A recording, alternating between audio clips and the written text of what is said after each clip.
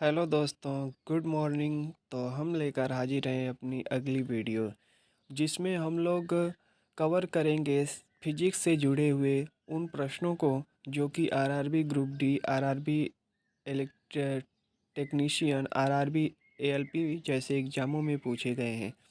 तो पहला हम लोगों का क्वेश्चन है 1601 नंबर क्वेश्चन, क्योंकि इसके पहले हम लोग 1600 प्रश्नों को कवर कर चुके हैं अपनी 27 वीडियो में 50 क्वेश्चन करके।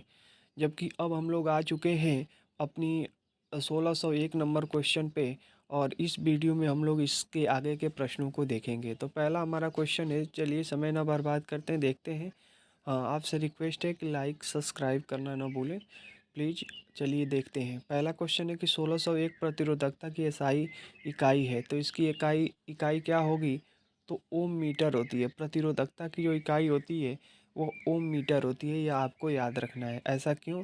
तो जब आप यहाँ पे प्रतिरोधकता निकालेंगे R is equal to rho upon में एल, रो एल अपॉन में ए, तो इस एल से एक इसमें का एक ए में का एक कट जाएगा, तो यह हो जाएगा हमारा यहाँ पे इसका एक ए जाके मल्टीप्लाई हो जाएगा इसमें आर में। तो मतलब यहाँ पे यम हो जाएगा, और मतलब 1 मीटर बचेगा और आर का ओम बचेगा। तो यही हो जाएगा इस रो का मतलब, ठीक है। मीन मतलब उसका एसआई यूनिट तो ओम मीटर हो जाएगा। अगला क्वेश्चन देखते हैं। कह रहा है कि यदि एक परिपथ के माध्यम से विभवांतर और धारा दोगुनी कर दी जाए, धारा भी और विभवांतर भी, मतलब कि R is equal to V upon में आई, इन दोनों में 2 का मल्टीप्लाई कर दीजिए। कोई प्रभाव पड़ेगा? 2 से 2 कट जाएगा, कोई प्रभाव नहीं पड़ेगा, अर्थात समान रहता है। Option number C. अगला क्वेश्चन कह रहा है कि निम्नलिखित में से पदार्थ में कौन से पदार्थ में उच्चतम प्रतिरोधकता होती है? तो ये एबोनाइट होता है जिसमें अधिकतम प्रतिरोधकता होती है। बाकी उसके बाद कांच में होती है, उसके बाद तीसरे पे तांबा में होती है, और चौथे पे नाइक्रोम में होती है। यह आपको याद रखना है। तो चलते हैं अगले वाले क्वेश्चन पे। अगला क्वेश्चन देखेंगे क्या कह रहा है। अगला क्वेश्चन कह रहा है कि निम्नलिखित में से कौन सा एक सुचालक के प्रतिरोध को प्रतिकूल रूप से प्रभावित करेगा? तो कौन करेगा? तो अनुप्रस्थ क्षेत्र भाग का क्षेत्रफल, मतलब कि जो ए होता है वह उसकी सुचालक के प्रतिरोध को प्रतिकूल रूप से प्रभावित करेगा। ऑप्शन नंबर डी इसका सही जवाब है। अगला क्वेश्चन कह रहा है कि श्रृंखला जुड़ी 3 20 ओम कॉइल का कुल प्रतिरोध होगा। 20 20 3 60, 3 जुड़ी है तो 60 हो जाएगा, 60 ओम। ऑप्शन नंबर सी। अगले क्वेश्चन पे चलते। कह रहा है कि किसी व्यक्ति के पास 5 प्रतिरोध है जिनमें से प्रत्येक के मान 1/5 हैं। उन्हें जोड़कर अधिकतम प्रतिरोध प्राप्त करना है। तो अधिकतम में होता है श्रेणी क्रम में। तो 1/5 को जब आप 5 बार जोड़ेंगे तो हो क्या जाएगा कि 5 लॉसो हो जाएगा और ऊपर के भी 5 हो जाएंगे। तो इनका 5/5 हो जाएगा, क्योंकि ऊपर का 5 जुड़ जाएगा एक एक करके, और 5 जुड़ जाएगा और नीचे 5 लॉसो हो जाएगा, तो 5 से 5 कट जाएगा, एक आ जाएगा। ऑप्शन नंबर कहाँ पे है? Option number B. अगला क्वेश्चन देखते हैं। कह रहा है कि निम्नलिखित में से कौन सा घटक एक चालक के प्रतिरोध को प्रभावित नहीं करता है? तो जो दबाव होता है, प्रेशर होता है, वो चालक के प्रतिरोध को प्रभावित नहीं करता है। पदार्थ, क्षेत्रफल और लंबाई प्रभावित करती है।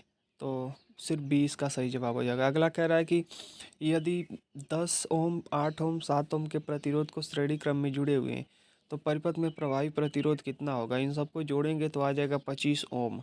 और देखिए, न्यूटन भी दिया, पास्कल भी, जूल भी, लेकिन यार यूनिट आपको याद है कि ओम होता है, तो ऑप्शन नंबर डी सही होगा।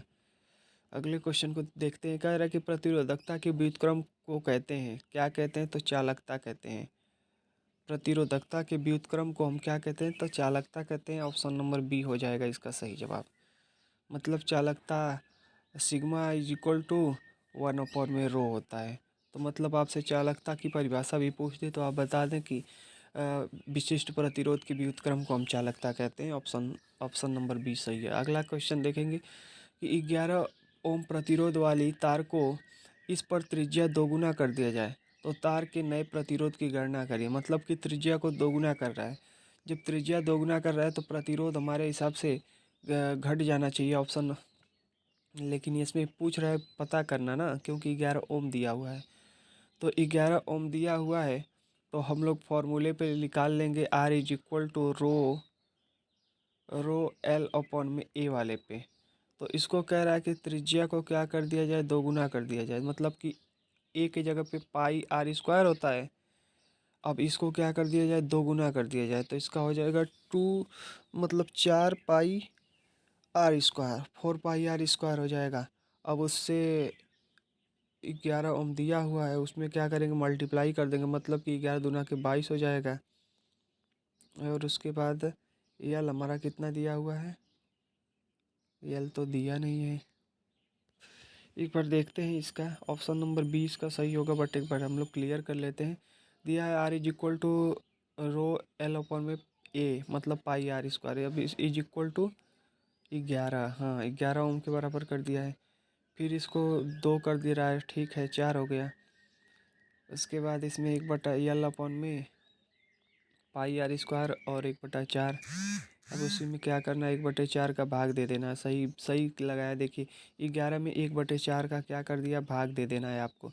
जब 4 गुना करना होगा तो जितना पहले था प्रतिरोध, उसी में 4 का आप क्या करेंगे, क्योंकि 4 बढ़ रहा है ना, क्योंकि यहाँ पे L/में 2 अब पाई आर हो जाएगा, तो यहाँ पे 4 हो जाएगा, मतलब 4 पाई आर स्क्वायर हो जाएगा। तो 4 पहले नहीं था लेकिन अब आ गया, तो अब जितना प्रतिरोध पहले था उसमें 4 से भाग दे देंगे, तो आ जाएगा हमारा ऑप्शन नंबर क्या हो जाएगा, ऑप्शन नंबर 20 का सही जवाब हो जाएगा। अगले क्वेश्चन पे चलते हैं। अगला क्वेश्चन कह रहा है कि तार का प्रतिरोध के व्युत्क्रम अनुपात में होता है, तो किसके व्युत्क्रम अनुपात में होता है, तो अनुप्रस्थ काट के क्षेत्रफल के। ऑप्शन नंबर क्या होगा, डी इसका सही जवाब होगा। अगले क्वेश्चन पे चलते हैं। किसी चालक की प्रतिरोधकता की व्युत्क्रमानुपाती होती है, किसके व्युत्क्रमानुपाती, तो अनुप्रस्थ काट के क्षेत्रफल के व्युत्क्रमानुपाती। कह रहा है कि यदि प्रतिरोध बढ़ता है तो विद्युत धारा का मान घटता है, अर्थात कम हो जाएगी। ऑप्शन नंबर 20 का सही जवाब हो जाएगा। अगला क्वेश्चन देखते हैं। कह रहा है कि ऊष्मा के जूल नियम के अनुसार सर्किट में उत्पन्न ऊष्मा कुछ कारकों पर निर्भर करती है, इसमें निम्न में से किसे आरोपित किया जा सकता है, तो इसमें सही जवाब होगा धारा, चालक का प्रतिरोध और इसमें धारा प्रवाहित होने की समय अवधि। तो ऑप्शन नंबर इसका क्या हो जाएगा, 20 सही जवाब हो जाएगा। धारा और चालक का प्रतिरोध और धारा के प्रवाहित होने की समय अवधि, मतलब कि I/R/T² होता है ना, जूल का नियम होता है H=I/R/T²,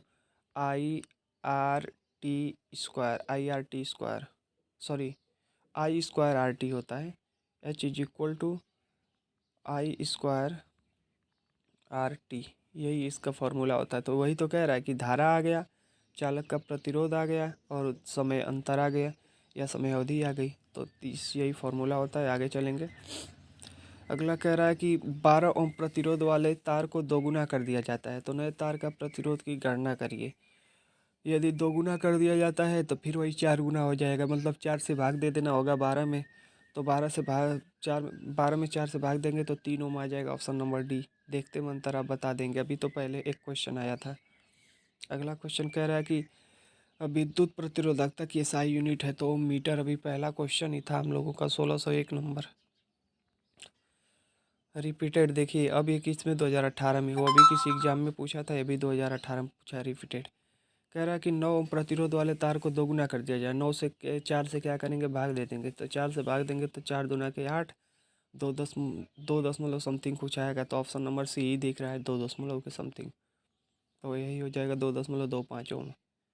अगला कह रहा है 3 प्रतिरोधक 5 ओम, 6 ओम और 4 ओम एक श्रेणी क्रम में जोड़े जाते हैं, तो कुल प्रतिरोध होगा, इन सबको जोड़ेंगे 6 5 6 6 4 10 10 5 15, श्रेणी क्रम में जोड़े जाते हैं तो 15 ओम आ जाएगा। ऑप्शन नंबर 20 का सही जवाब हो जाएगा। ओम मीटर भी दिया है, गलती से 15 मत मार दीजिएगा, डी वाला। तो देखिए ध्यान से यूनिट भी देख के मारना होता है। किसी प्रतिरोध के माध्यम से प्रवाहित होने वाली धारा इसके की व्युत्क्रमानुपाती होती है, तो किसके व्युत्क्रमानुपाती होती है, तो ऑप्शन नंबर बी, प्रतिरोध के। जो प्रवाहित धारा होती है वह प्रतिरोध के व्युत्क्रमानुपाती होती है, R=V/में आई वाले फॉर्मूले पे। तो ये जो धारा होती है वह किसके व्युत्क्रमानुपाती होती है, प्रतिरोध के। अगला कह रहा है कि यदि प्रतिरोध को आधा कर दिया जाए तो धारा कितनी होगी, दोगुनी हो जाएगी। ऑप्शन नंबर ए, क्योंकि प्रतिरोध ही तो धारा बहने से रोकता है ना, इलेक्ट्रॉनों के प्रवाह को रोकता है, तो धारा कम हो जाती है। अगला क्वेश्चन कह रहा है कि जब तार की लंबाई दोगुनी की जाती है तो एमीटर की रीडिंग कम हो जाती है। मतलब क्या होती है एमीटर की रीडिंग? यदि जब तार की लंबाई को दोगुना किया जाता है तो प्रतिरोध कम होता है, प्रतिरोध बढ़ता है। तो जो एमीटर की रीडिंग होती है वो आधी हो जाती है। ऐसा क्यों होता है? क्योंकि धारा का मान कम हो जाता है, लंबाई बढ़ती है तो प्रतिरोध बढ़ता है। क्योंकि आपने देखा था ना ये फॉर्मूला R=ρ L/A। तो इस लंबाई को आप बढ़ाएंगे तो प्रतिरोध भी तो बढ़ेगा, इसी के अनुक्रमानुपाती है। तो प्रतिरोध भी बढ़ेगा, और प्रतिरोध बढ़ेगा तो धारा का मान कम हो जाएगा। अगला कह रहा है कि तार की लंबाई दोगुनी करने पर एमीटर की रीडिंग किस प्रकार प्रभावित होगी? तो जब आप हाँ, एमीटर की रीडिंग जो होगी आधी हो जाएगी, मतलब कि धारा आधी रह जाती है। जो धारा उसमें बहती है, मीटर से धारा मापी जाती है, तो वह आधी हो जाएगी। ऊपर वाला क्वेश्चन ही था। कह रहा है कि 1 ओम के 4 प्रतिरोध श्रेणी क्रम में जुड़े हुए हैं, परिणामी प्रतिरोध ज्ञात करिए। परिणामी प्रतिरोध कितना होगा? तो 4 ओम हो जाएगा, एक एक करके जुड़े हैं तो 4 ओम हो जाएगा। Option number C. कह रहा है कि 2 ओम के प्रतिरोध यदि समांतर क्रम में जुड़े हुए हैं तो परिणामी प्रतिरोध क्या होगा? 2 ओम के 2 प्रतिरोध, तो 1/2 1/2 आप जोड़ देंगे तो लसा हो जाएगा हमारा 2, और ऊपर भी 2, 1 आ जाएगा। ऑप्शन नंबर सी इसका सही जवाब हो जाएगा। अगला कह रहा है कि यदि दो या दो से अधिक प्रतिरोधों को एक दूसरे के साथ क्रमवार जोड़ा जाता है तो वे जुड़े होते हैं किसमें? क्रमवार जोड़ा जाता है तो श्रेणी क्रम में होता है, मतलब एक के बाद एक जोड़ा जाता है। तो फिर कह रहा है कि सीरीज में 4 प्रतिरोधकों जिनमें से प्रत्येक का 1/4 ओम के हैं का उपयोग करते हुए अधिकतम प्रतिरोध कितना बनाया जा सकता है? तो अधिकतम प्रतिरोध यदि आप निकालेंगे तो कितने जुड़े हुए हैं? 4 जुड़े हुए हैं, तो 1 आ जाएगा हमारा, क्योंकि ऊपर भी 4 हो जाएगा और लौसा भी इसका 4 हो जाएगा। तो जब आप कट करेंगे तो कितना आ जाएगा? 1 आ जाएगा। Option number C. ऐसा क्वेश्चन मिला भी था ऊपर। अब हम लोग देखेंगे, अब विद्युत ऊर्जा या विद्युत शक्ति, इलेक्ट्रिक पावर एंड एनर्जी से रिलेटेड क्वेश्चन को अब हम लोग देखेंगे। कह रहा है कि 1000 वाट रेटिंग वाले एक इलेक्ट्रिक हीटर को प्रतिदिन 5 घंटे के लिए उपयोग किया जाता है।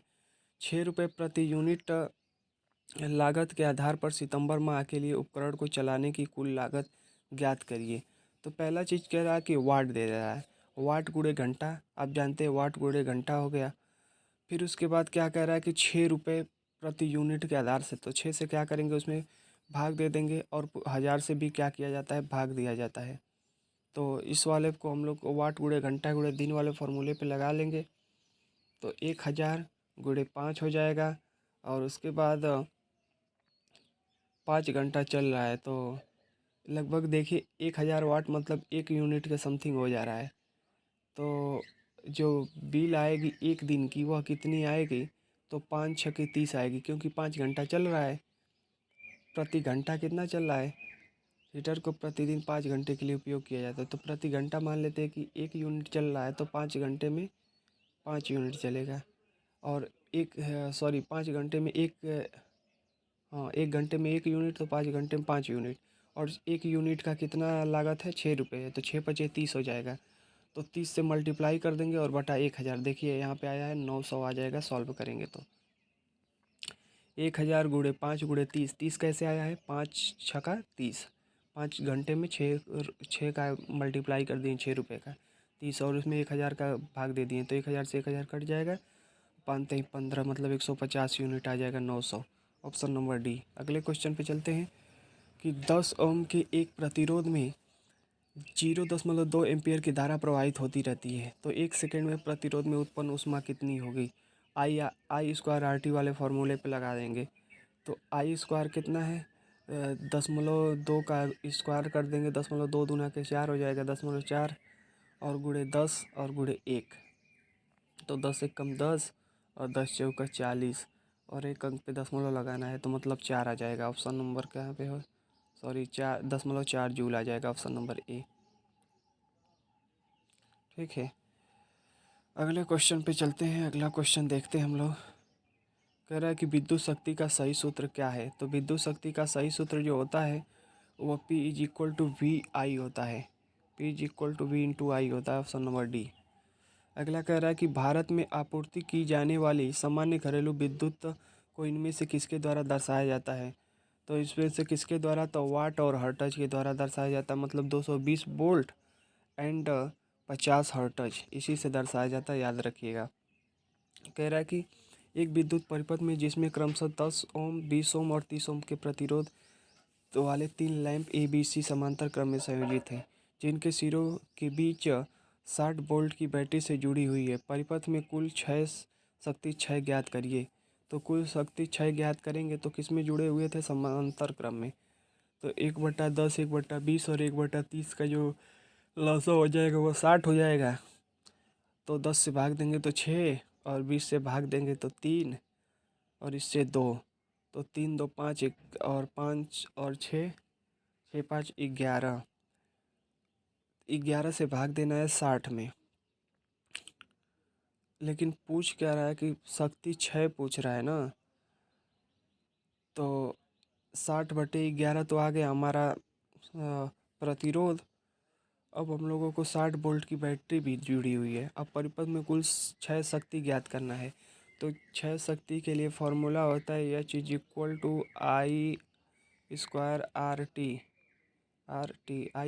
RT आर टी का मान दिया हुआ है, नहीं दिया हुआ है, सॉरी। इस वाले फॉर्मूले से ना लगा के इस वाले से लगाइए, P = VI से। P = VI से यदि हम लोग निकाले तो आई का मान निकल जाएगा, क्योंकि प्रतिरोध दिया है और वोल्ट दिया है। तो हाँ, तो इस पे हम लोग निकालेंगे तो ये आ जाएगा हमारा ऑप्शन नंबर ए, 660 वाट आ जाएगा। ऑप्शन नंबर ए याद रखिएगा। एक बार देख लीजिए, यहाँ पे हम लोग जितना निकाले थे कि 60/11 ओम प्रतिरोध आ गया था। धारा निकाल लेंगे, 60 दिया हुआ है वोल्ट, तो 60 गुणे 60/11, तो 60/11 में 11 ऊपर चला जाएगा। सॉल्व करेंगे तो 11 आ जाएगा, 60 से 60 कट के, तो 11 एम्पियर धारा आ जाएगी। अब भी पता है कि हमारा 60 वोल्ट है, तो 60 गुणे 11 660 वाट। ऑप्शन नंबर ए। चलते हैं अगले क्वेश्चन पे। कह रहा है कि एक अस्थायी धारा आई प्रतिरोध आर वाले किसी उपकरण से होकर प्रभावित होती है। टी समय में इसके द्वारा उत्पादित ऊष्मा की मात्रा होगी। तो ऊष्मा की मात्रा I²RT। ऑप्शन नंबर बी इसका सही जवाब हो जाएगा, क्योंकि या तो ऊष्मा क्षय हो निकालिए, चाहे ऊष्मा का उत्सर्जन निकालिए, I²RT होता है फॉर्मूला। अगला क्वेश्चन है कि इन 1633 नंबर क्वेश्चन है कि एक अश्व शक्ति इनमें से किसके बराबर होती है। तो आप जानते हैं कि शक्ति को किस में मापा जाता है, तो वाट में मापा जाता है। तो 746 वाट होती है, आप पढ़े भी होंगे। अगले क्वेश्चन को देखते हैं कि एक विद्युत लैंप 220 वोल्ट डीसी स्रोत से संयोजित है। लैंप में प्रवाहित होने वाली धारा 0.25 एम्पियर है। तो शक्ति ज्ञात करिए। P = VI वाले फॉर्मूले पे निकाल दीजिए। P = V और इंटू आई वाले फार्मूले पे। तो भी का मान हमारा कितना दिया है, 240, और आई का मान दिया है 0.25। इन दोनों का मल्टीप्लाई करिए, 25 का मल्टीप्लाई करिए, मतलब कि यदि इसका 1/4, 240 का 1/4 कर दीजिए, तो 6 चौके 24, 6 हो जाना चाहिए, 60 वाट आ जाएगा। Option number D. अगला क्वेश्चन देखते हैं। अगला कह रहा है कि 100 ओम के एक प्रतिरोध में 15 मिनट तक 5 एम्पियर की धारा प्रवाहित होती है। तो उस उत्पन्न ऊष्मा हो जाएगा I²RT वाले फॉर्मूले पे। I² कितना है, 5×5 = 25 हो जाएगा। 25 गुणे मिनट को सेकंड में कन्वर्ट कर देंगे, 60 गुणे 15 हो जाएगा, और 100 इन तीनों को मल्टीप्लाई करेंगे तो हमारा आ जाएगा 2.25 गुणे 10⁶ जूल। अगला क्वेश्चन पे चलते हैं। अगला क्वेश्चन कह रहा है कि 10 ओम के उस प्रतिरोध से प्रति सेकंड प्रवाहित होने वाली धारा होगी जिसमें 360 जूल ऊर्जा उत्पन्न होती है। तो 10 ओम और 360 जूल ऊर्जा। तो कह रही है कि धारा पूछ रहा है, तो धारा यदि हम लोग निकालेंगे तो 360 में क्या करेंगे, 10 से भाग दे देंगे, हमारा कितना आ जाएगा, प्रति सेकंड भी पूछ रहा है। तो I²RT वाले यदि फॉर्मूले पे लगाएं तो आई का मान दे दिया हमारा 10। आई का मान दिया हुआ है हमारा, आई का मान तो नहीं पता चल रहा है। आई का मान ही तो ज्ञात करना है, सॉरी, आई का मान ही तो ज्ञात करना है। और ऊर्जा दे दी है हमारा, हीट दे दिया है, या उत्पन्न ऊर्जा दे दिया है 360 जूल। तो 360 में क्या करेंगे, 10 का भाग दे देंगे, और भाग देंगे तो हमारा आ जाएगा 36। सही करें, 36 आएगा, और 36 का स्क्वायर करेंगे क्योंकि I² निकालना है। तो I² तो 6 एम्पियर आ जाएगा। Option number D. अगले क्वेश्चन पे चलते। कह रहा है कि किसी विद्युत परिपथ में उत्पन्न ऊष्मा होगी के समानुपाती होती है, तो किसके? तो धारा धारा के स्क्वायर के। Option number B. कह रहा है कि एक विद्युत बल्ब को 220 वोल्ट के एक जनित्र से संयोजित किए जाने पर 2 एम्पीयर की धारा प्रवाहित होती है, तो इसकी शक्ति होगी कितना होगी? तो 440 वाट होगी। कैसे निकालेंगे? तो आप जानते हैं फॉर्मूला कि पी स्क्वायर वाला, P is equal to V square upon में आई। देखते हैं एक बार, बी स्क्वायर अपॉन में आई पे लिखा है, नहीं, p is equal to we into i पे लिखा है। तो वी इंटू आई पे निकालेंगे तो भी का मान हमारा 220 दिया है और आई का मान दे दिया है 2, तो इसका 2 का मल्टीप्लाई करेंगे तो 440 आ जाएगा। ऑप्शन नंबर सी ठीक है। अगले वाले पे चलते हैं, अगला क्वेश्चन देखते हैं। कह रहा है कि सोलर पैनल में ऊर्जा ऊर्जा में रूपांतरित होते हैं, मतलब कौन ऊर्जा किस ऊर्जा में? तो आप जानते हैं कि उसमें उसमें ऊर्जा उसमें सौर ऊर्जा सूर्य से प्राप्त होती है ना, सौर ऊर्जा विद्युत ऊर्जा में रूपांतरित होती है। ऑप्शन नंबर 20 का सही जवाब होगा। अगला क्वेश्चन कह रहा है कि एक बल्ब की शक्ति 40 वाट है, तो इसके द्वारा 100 सेकंड में व्यय की गई ऊर्जा एसआई इकाई में ज्ञात करिए। तो एसआई यूनिट में ज्ञात करना है। तो क्या कह रहा है वो कि पहला चीज़ कह रहा है कि शक्ति दे दिया है, पी का मान दे दिया है, और व्यय हुई ऊर्जा पूछ रहा है। तो व्यय हुई ऊर्जा के लिए ये चीज equal to I square R T वाले फॉर्मूले पे लगा दें।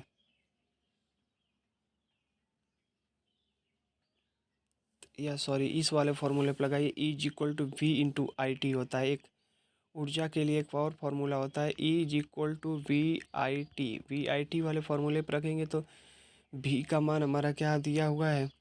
तो भी का मान दिया हुआ है हमारा V into I is equal to 40 दे दिया है। V into I is equal to 40, मतलब कि शक्ति, अभी P is equal to formula आपने पढ़ा था ना, वी इंटू आई। तो वी इंटू आई से हम क्या निकाल लेंगे? पी निकाल लेंगे। तो पी दिया हुआ है 40 दिया हुआ है, तो 40 गुणे 100 कर देंगे। 40 गुणे 100 करेंगे 4000 आ जाएगा। ऑप्शन नंबर डी इसका सही जवाब हो जाएगा, 4000 जूल। कुछ रिलेटेड ही रहता है, इतना समझ लीजिए, आसानी से ही कुछ रहता है, आप बस पकड़ लिए तो एग्जाम में टिक कर देंगे। यदि किसी परिपथ के प्रतिरोध को नियत रखते हुए उसकी धारा और विभवांतर को 3 गुना कर दिया जाए तो शक्ति कितनी होगी? वो धारा और विभवांतर को 3 गुना कर दिया तो 6 गुना हो जाएगा, क्योंकि p is equal to we into i होता है। P is equal to we into i हो जाता है, तो ये भी 3 गुना बढ़ जाए, ये भी 3 गुना, तो 3 तरीके 9 गुना हो जाएगा वो। सॉरी, ऑप्शन 6 ही गुना नहीं, 9 गुना हो जाएगा। ऑप्शन नंबर ए सही जवाब होगा। कह रहा है कि प्रत्येक 10 ओम के 2 प्रतिरोध समांतर क्रम में संयोजित है। इसके बाद संयोजन को 10 ओम के प्रतिरोध, तीसरे प्रतिरोध और 6 वोल्ट की बैटरी के साथ संयोजित क्रम में किया जाता है। तो बैटरी द्वारा आपूर्ति की गई शक्ति ज्ञात करिए। तो इसको शक्ति ज्ञात करने के लिए जब हम शक्ति ज्ञात करेंगे तो ये हमारा आ जाएगा 2.4 वाट आ जाएगा। अब इसको निकाल लेंगे। पहला चीज़ दिया है कि 10 ओम के 2 प्रतिरोध समांतर क्रम में, तो लौसा 10 हो जाएगा और ऊपर 2 हो जाएगा, तो कट करेंगे तो 2/10 मतलब कि 5 आ जाएगा, 5 ओम आ जाएगा। इसके बाद फिर तीसरे को श्रेणी क्रम में संयोजित किया जा रहा है। इसके बाद संयोजन को 10 श्रेणी के तीसरे प्रतिरोध से जोड़ दिया जाता है, मतलब 10 और 5 15 हो जाएगा। अब 15 ओम आ गया। फिर उसके बाद 6 वोल्ट की बैटरी है, 6 वोल्ट की बैटरी से संयोजित कर दे रहे हैं, तो 6, और यहाँ से हम लोग धारा निकाल सकते हैं, वी इंटू वी अपॉन में प्रतिरोध भी तो नहीं दिया, प्रतिरोध दिया है, सॉरी, प्रतिरोध दिया है, धारा निकाल सकते हैं। 6 में क्या करेंगे? 15 का भाग दे देंगे, 6/15 हो जाएगा आई का मान। अब आई निकल गया तो पी इंटू वी का मान कर देते हैं। तो देखिए पी इंटू क्या होता है, p is equal to we into i. तो अभी हमने धारा कितना निकाला था? तो 6/15 हमारा धारा आया था, और बी का मान कितना है? 6 गुणे 6/15, यहाँ पे 15, सॉरी, 6 गुणे भी का मान 6 है, और प्रतिरोध अभी हमारा कितना आया था? 15/6 आएगा, 15/6 आएगा वो। तो 15/6 आएगा आई का मान। तो इससे 6 से 6 कट जाएगा। 15 दिया हुआ है क्या कहीं? नहीं दिया है, तो मतलब गलती हम लोग कर रहे हैं। तब ऐसा हो जाएगा 12/6। एक बार देखते हैं क्या किया हुआ है। हमारा 2/10 आ गया, मतलब 5 आ गया। फिर 5 में 10 को जोड़ दिए, 15 हो गया। यहाँ तक हम लोग सॉल्व किए थे। फिर उसके बाद वो फार्मूला है दूसरा लगा दिया है, P is equal to V square upon R वाला फार्मूला लगा दिया है। यही चेंज कर दिया है। तो वी स्क्वायर अपॉन आर में तो बी का मान हमारा दिया था 6, तो 6 का 36 हो जाएगा। आर का मान अभी कितना आया था हमारा, तो 15 आया था। तो 15 से क्या करेंगे, 36 में भाग देंगे। तो 15 से 36 में भाग देंगे तो आ जाएगा 2.4। फार्मूला बस चेंज हुआ कि थोड़ा सा क्वेश्चन बदल जाता है, तो क्योंकि फिजिक्स फार्मूले का ही खेल है, 2.24 आ जाएगा। अगला क्वेश्चन पे चलते हैं। याद रखिएगा ये फार्मूला कि P is equal to V square R upon में आर भी होता है। अगले क्वेश्चन पे कह रहा है कि 2 ओम के एक प्रतिरोध में 0.4 एम्पियर की धारा अनुरक्षित है। 1 सेकंड में प्रतिरोध में उत्पन्न ऊष्मा कितनी होगी। तो वो उत्पन्न ऊष्मा होगी 0.332 जूल होगी। अब इसका क्या करेंगे, मल्टीप्लाई करके निकाल लेंगे आई स्क्वायर आर टी वाले से। आई स्क्वायर आर टी, तो आई का मान दिया है 0.4, तो 4 × 4 = 16 हो जाएगा। तो 1.6 आ जाएगा। और उसके बाद उसमें 1 का मल्टीप्लाई करेंगे, कोई मतलब नहीं, 1.6 का 2 में मल्टीप्लाई कर दीजिए, 16 दूना 32 हो जाएगा। तो 32 हो जाएगा। तो 3.2 आ जाना चाहिए, 0.32 आ जाएगा। हाँ, यही वाला ऑप्शन बी वाला सही हो जाएगा। अगले वाले क्वेश्चन पे चलते हैं। क्योंकि दशमलव जब 4 का स्क्वायर करते हैं तो 2 अंक पे दशमलव लग जाएगा। 4 × 4 = 16 होगा, तो 0.16 आ जाता है। अगला क्वेश्चन कह रहा है कि 12 वोल्ट की बैटरी से संयोजित एक बल्ब 3 एम्पियर की धारा लेता है। बल्ब की शक्ति होगी। तो P इज इक्वल टू, आप जानते हैं, V × I होता है। तो 12×3 = 36, ऑप्शन ए। अगला क्वेश्चन कि बोल्ट को विभवांतर के लिए बोल्ट के विभवांतर के लिए क्यू कूलाम के आवेश और सेकंड तक प्रवाहित होने पर परिपथ में निर्दिष्ट शक्ति होगी। तो जो शक्ति होगी वह क्या होगी, P इज इक्वल टू, आप जानते हैं कि PQ/T होता है। Option number A, P is equal to V × Q/T होता है। अगले क्वेश्चन पे चलते हैं। अगला क्वेश्चन है, कह रहा है कि यदि P शक्ति, I धारा और R प्रतिरोध तथा विभवांतर V के बीच गलत संबंध की पहचान करें। सही संबंध नहीं पूछ रहा है, गलत पूछ रहा है। तो P is equal to I × R² नहीं होता है, बाकी सभी सही हैं। I²R होता है, P is equal to I²R होता है, V/R होता है। अभी तो आपने वो फार्मूला इसके पहले वाला सवाल लगाया था V²/R पे, और P is equal to VI होता है। लेकिन पहला वाला ऑप्शन गलत है, क्योंकि उसमें I² नहीं दिया है, IR² दिया है। तो ऑप्शन ए गलत है। अगला कह रहा है कि क्रमशः 12 ओम और 24 ओम के प्रतिरोधों को प्रतिरोध ए और बी हैं, मतलब 6 वोल्ट की बैटरी से श्रेणी क्रम में संयोजित है। तो 1 सेकंड में क्षय होने वाली छः ऊष्मा ज्ञात करिए। तो पहले तो प्रतिरोध को सही सॉल्व कर लेते हैं। तो क्या हो जाएगा, 1/12 1/24 लसा 24 हो जाएगा। और इसमें 12 से भाग देंगे तो 2 बार जाएगा, और इससे 1 बार, तो 3 से भाग दे देंगे 24 में, 3 × 8 = 24, तो 8 आ जाएगा। अब जब 8 आ जाएगा तो 6 वोल्ट की बैटरी से श्रेणी क्रम में संयोजित कर रहा है।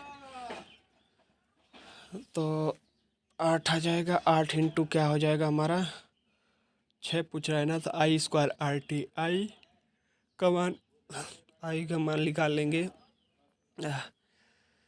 आई का मान हो जाएगा हमारा